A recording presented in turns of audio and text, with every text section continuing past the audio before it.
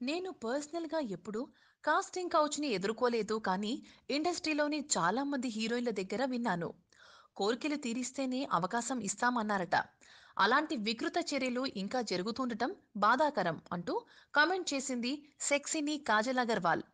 Late వయస్సులో కూడా దశ తిరిగి చేతిలో 3 సినిమా ఆఫర్లు పట్టేసిన కాజల్, ఇప్పుడు రాధిక ఆప్టే, అర్చన వంటి హీరోయిన్ల సరసన చేరి ఇటువంటి సంచలన కామెంట్లు చేయటం నిజంగానే సంచలనంగా ఉంది కదూ! అలాగే గతంలో ఇండస్ట్రీలో హీరోయిన్లను కేవలం గ్లామర్ ఆరబోయడానికి మాత్రమే వాడుకునేవారు. కానీ ఇప్పుడు మాత్రం పరిస్థితులు మారాయి. నాకు నేనే ఎన్నో సినిమాల్లో అలా గ్లామర్ వస్తువుగా చేయాల్సి వచ్చింది. నాకు ఏది కావాలో అదే పిక్ చేసుకుంటున్నాను అంటూ సెలవిచ్చింది కాజలమ్మ.